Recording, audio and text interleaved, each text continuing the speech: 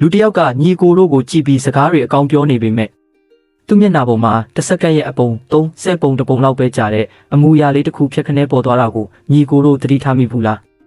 အဲ့ဒီအလွန်မြန်တဲ့ micro expressions လေးတွေဟာလူတယောက်ရဲ့ဖုံးကွယ်ထားတဲ့အမှန်တရားကိုဖော်ပြနေတဲ့တဲလွန်စားတွေပါပဲညီကိုတို့ကျွန်တော်တို့ဟာစကားလုံးတွေကိုစိတ်ကြိုက်လိမ်ညာလို့ရပေမဲ့ကျွန်တော်တို့ရဲ့ခန္ဓာကိုယ်နဲ့မျက်နှာကတော့ဘယ်တော့မှမလိမ်ပါဘူးတစ်ဖက်လူကညီကိုတို့ကိုတကယ်ပဲသဘောကျနေတာလားဒါမှမဟုတ်တစ်ခုခုကိုဖုံးကွယ်ပြီးလိမ်ညာနေတာလားဆိုတာသူတို့ရဲ့မျက်တောင်ခတ်ပုံနှာခေါင်းရသလိုလုပ်ပုံဒါမှမဟုတ်ပခုံးတုံးပုံလေးတွေကိုကြည့်ုံနဲ့သိနိုင်ပါတယ်ဒီနေ့ဗီဒီယိုထဲမှာတော့ by agent တွေနဲ့စိတ်ပညာရှင်တွေအသုံးချတဲ့လူကဲခတ်ပညာရက်တွေကိုမျှဝေပေးသွားမှာပါလူသားတိုင်းမှာရှိတဲ့စကြဝဠာ3စိတ်ခံစားချက်6မျိုးလောက်ကိုမျက်နှာပေါ်မှာဘယ်လိုရှာမလဲဖုံးကွယ်ထားတဲ့စိတ်ဖိစီးမှုကိုဖော်ပြနေတဲ့ခန္ဓာကိုယ်ရဲ့စကားသံများပါတီထောက်ကဘာတွေလဲပြီးတော့တစ်ဖက်လူကလိမ့်နေပြီဆိုတာကိုခြေလက်တွေရဲ့အနေထားကနေဘယ်လိုအတိအကျဖတ်မလဲဆိုတာတွေကိုလက်တွေ့ဘဝဥပမာတွေနဲ့ရှင်းပြပေးသွားမှာပါဒီနည်းလမ်းတွေကိုသိထားရင်သင်ဟာလူမှုဆက်ဆံရေးမှာအမြဲတမ်းတပန်းတာနေမှာဖြစ်တယ်လို့ဘယ်သူကမှညီကိုတို့ကိုလွယ်လွယ်နဲ့လိမ့်လို့ရမှာမဟုတ်တော့ပါဘူးကဲလူတွေရဲ့မျက်နှာနောက်ွယ်ကအမှန်တရားတွေကိုစာအုပ်တအုပ်လိုဖတ်ကြည့်ရအောင်အခုပဲအစကနေအဆုံးထိနားဆင်လိုက်ရအောင်ဗျာလူတွေကစကားပြောတဲ့အခါသူတို့ပြောချင်တာကိုအလားဆင်ပြီးလိုလိုပြောတတ်ကြတယ်မလားဒါပေမဲ့စကားလုံးတွေကလိန်နေရင်တောင်သူတို့ရဲ့ခန္ဓာကိုယ်ကတော့တကယ်ရည်ရွယ်ချက်တွေဖုံးကွယ်ချင်နေတဲ့ခန်းစားချက်တွေကိုအတန်တိတ်ထုတ်လွှင့်နေတတ်ပါတယ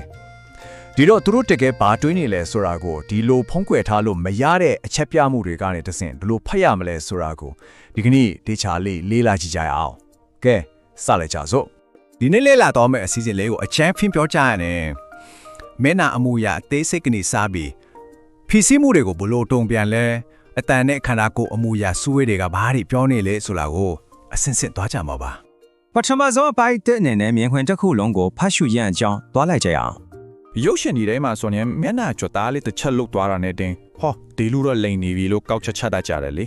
တကယ်ကအိတ်လောက်မရိုးရှင်းပါဘူးထင်ရှားတဲ့မျက်နှာအမူအရာတွေဆိုလိုတာက macro expressions တွေဟာလူတွေတတိထားပြီးလှုပ်ဆောင်တာဖြစ်လို့အလွယ်တကူဟန်ဆောင်နိုင်ပါတယ်။ဒါပေမဲ့လူတယောက်ကပြင်းထန်တဲ့စိတ်ခံစားမှုတစ်ခုကိုဖုံးကွယ်ဖို့ကြိုးစားတဲ့အခါဦးနောက်ရဲ့အာယုံကြောလမ်းကြောင်းတွေအကြားပုတ်တိုက်မှုဖြစ်ပြီးစက္ကန့်ရဲ့30ပုံတပုံလောက်ပဲကြတဲ့အလိုမြန်ဆန်တဲ့အမူအရာလေးတွေ macro expressions လေးတွေအမှတ်တမဲ့ရိုးစင်းထွာလာတတ်ပါတယ်။ဒါဟာဟန်ဆောင်ဖုံးကွယ်လာလို့မရတဲ့တကယ်အမှန်တရားပါပဲ။အပိုင်းနဲ့အနေနဲ့အရေးကြီးတဲ့အချိန်တွေမှာဒီလိုသေးငယ်တဲ့မျက်နှာမူရာလေးတွေကိုဘယ်လိုဖန်ဆောင်မလဲဆိုတာကြည့်ကြရအောင်လုပ်ငန်းခွင်ကအရေးကြီးတဲ့ညှိနှိုင်းမှုတွေဒါမှမဟုတ်စိတ်လှုပ်ရှားစရာကောင်းတဲ့ချင်းတွေ့မှုတွေလိုအချိန်မျိုးမှာဒီလိုစစ်မှုလေးတွေကိုဘယ်လိုဖန်ဆောင်မလဲနာမည်ကြီးသူတွေဒီ Paul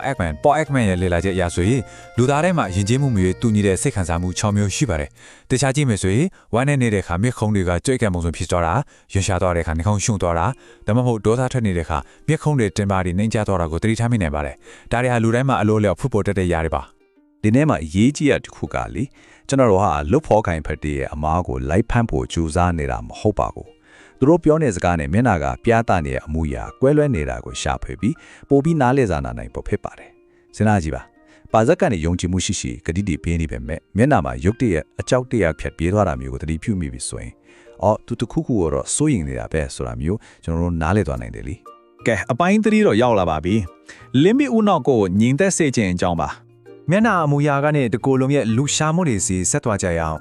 FBI agent ဟောင်းဂျိုးနာဗာရိုကတော်တော်လေးမသားစရာကောင်းတဲ့စကားတစ်ခုပြောဖူးပါတယ်။လူခန္ဓာကိုယ်ဟာလူတယောက်ဘာတွေးနေလဲဆိုတာကိုအမြဲတမ်းကြောညာပေးနေတဲ့ကြောညာပုတ်ကြီးတစ်ခုလိုပါပဲတဲ့။တကယ်လည်းဟုတ်ပါတယ်။ဖြစ်စီမှုတွေကြုံလာတဲ့အခါကျွန်တော်တို့ရဲ့ limbic ဦးနောက် limbic brain ကအလိုရတုံ့ပြန်ပါတယ်။ဒါကြောင့်စဉ်းစားဆင်ခြင်တဲ့ဦးနောက်ပိုင်းကလိန်ညာဖို့ကြိုးစားနေတဲ့ခန္ဓာကိုယ်ကတော့အမှန်တရားကိုဖုံးကွယ်မထားပဲအမြဲထုတ်ဖော်ပြသနေတာပေါ့။ဥပမာအစီအဝေးတစ်ခုမှာအကျက်ရိုက်လာပြီးဆိုပါစို့လူတွေဟာအကာအကွယ်မဲ့တဲ့လေဘင်း area ကိုထိကင်ပြီးမိမိကိုယ်ကိုပြန်လဲငင်းသက်အောင်အလိုလျောက်လှုပ်ဆောင်တတ်ကြပါတယ်။စိတ်ဝင်စားစရာတောင်းတာကဒီလိုဖြစ်စီမှုဖြေလျှော့ရမှာအမျိုးသားတွေကနက်ကတိုင်းကိုပြင်းစင်တာလေဘင်းကိုကင်တာမျိုးလုပ်တတ်ပြီးအမျိုးသမီးတွေကတော့လေဘင်းအောက်ခြေကိုထိကင်တာဆွဲကြိုးကိုဆော့ကစားတာမျိုးပုံစံကွဲများစွာလှုပ်ဆောင်တတ်ကြတာကိုတွေ့ရပါလိမ့်မယ်။ထင်ရှားတဲ့အမူအရာတွေအပြင်စားပွဲအောက်မှာဖုံးခါတယ်လို့မျိုးခြေထောက်ကိုပုတ်တတ်တာဒါမှမဟုတ်အင်ဂျီကော်လာကိုဆွဲခွဲဒီလေဝင်လေထွက်လုပ်တာစတဲ့အလွယ်တကူမမြင်ရနိုင်တဲ့အမူအရာတွေကိုလည်းတေချာတတိထားကြည့်တင်ပါတယ်။ဒါတွေဟာခက်ခဲချက်တည်တဲ့စကားပြောဆိုမှုလေးမှာလိုအပ်နေတဲ့တက်တောင့်တက်တာဖြစ်မှုကိုရရှိဖို့မိမိကိုယ်ကိုအတင်းငြိမ်သက်အောင်စ조사နေတဲ့အရန်ကိုခိုင်းလုံတဲ့လက္ခဏာတွေဖြစ်ပါတယ်။အပိုင်းလေးရောက်ပါပြီ။ ပုံမှန်အမှုအကျင့်များကိုတတ်မှတ်ခြင်းပါ တခါတလေလူတယောက်ကရင်ဘတ်မှာလက်ပိုက်ထားတိုင်းကာကွယ်နေတာမဟုတ်ပါဘူးရာသီဥတုအေးနေလို့လည်းဖြစ်နိုင်တာပဲလေဒါကြောင့်အလွယ်တကူကောက်ချက်မချခင်အဲ့ဒီလူရဲ့ပုံမှန်မှုချင်းဆိုလိုတာက baseline ကိုတတ်မှတ်ဖို့ကတိတ်အရေးကြီးတာပဲမိသားစုတွင်ညှဉ်းပွားမှုတွေမှာပဲဖြစ်ဖြစ်တာမန်စကားပြောဆိုမှုတွေမှာပဲဖြစ်ဖြစ်အခြေကအဆင့်ထုံးစင့်ကိုတုံးနိုင်ပါတယ်သူတို့ရဲ့ပုံမှန်မျက်စိမိတ်တတ်တဲ့ကျင့်လားဒါမှမဟုတ်ရုပ်တရက်ထိလန့်သွားလို့မျက်စိမိတ်သွားတာလားဆိုတာကိုတေချာခွဲခြားသိမြင်ဖို့အချိန်ယူပြီးအချက်လက်စူးစောင်းရပါမယ်တကယ်ကိုအားကောင်းဆုံးအချက်အလက်တွေကကွဲလွတ်ချက်တွေနဲ့ထွက်ပေါ်လာတာပါစဉ်းစားကြည့်ပါနောက်ကနေကျွန်တော်အဆင်ပြေပါတယ်ဘာမှမဖြစ်ပါဘူးလို့ပြောနေပေမဲ့လက်တွေကိုအတင်ပွက်ချေပြီးတက်ပြင်းချနေမယ်ဆိုတော့ဒါဟာ safe စီမှုကိုကြိတ်ပြီးဖုံးကွယ်ထားတဲ့ဆိုတဲ့အလွန်ကိုရှင်းလင်းတဲ့အချက်ပြမှုတစ်ခုပါပဲတကယ်ယူရချက်ကအဲ့ဒီကွဲလွယ်မှုတွေမှာဖုံးကွယ်နေတာပါ အပိုင်းငါးကိုဆက်သွားကြမယ်ခန္ဓာကိုယ်အဖိုက်ဥစပိုင်းတစ်ခုဖြစ်တော့အတန်ကြောင့်ပါ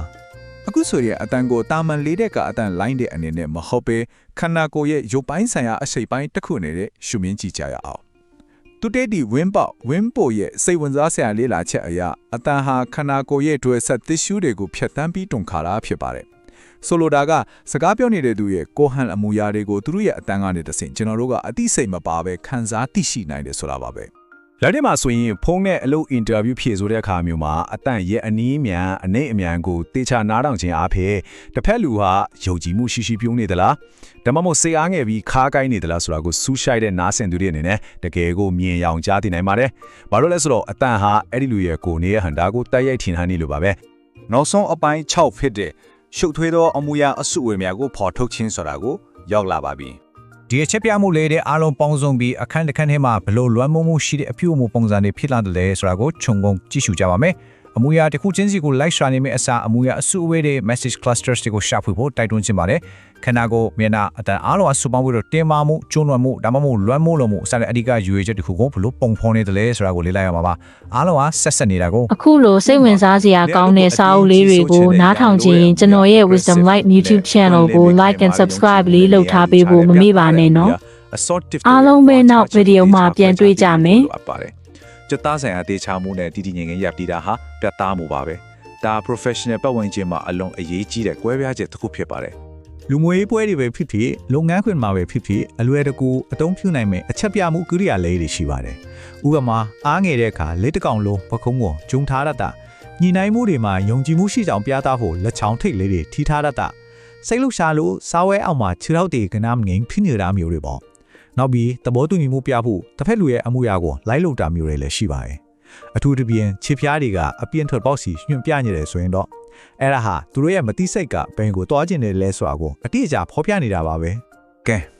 ဒီတင်ဆက်မှုကိုအဆုံးသတ်အနေနဲ့မေးခွန်းတစ်ခုလောက်မေးချင်ပါတယ်အခုဆိုရင်ပြောင်းမပြတတ်တဲ့ဖုံးခွဲထားတဲ့အမှတ်တရားတွေကိုမြင်တွေ့နိုင်မှုလိုအပ်တဲ့အသိပညာတွေကျွန်တော်တို့ရရှိသွားပါပြီနောက်တစ်ချိန်တဆုံတယုံနဲ့စကားပြောတဲ့အခါသူတို့ရဲ့စကားလုံးတွေကိုပဲတာမှန်နားထောင်မလားဒါမှမဟုတ်သူတို့ခန္ဓာကိုယ်တစ်ခုလုံးကပြောပြနေတဲ့လျှို့ဝှက်ပလာစကားကိုပါတေချာဖတ်ရှုကြမလားဆိုတာကျွန်တော်တို့ရွေးချယ်နိုင်ပြီဖြစ်ပါတယ်တကယ်ကိုစိတ်ဝင်စားစရာကောင်းတဲ့လိလာမှုပါပဲ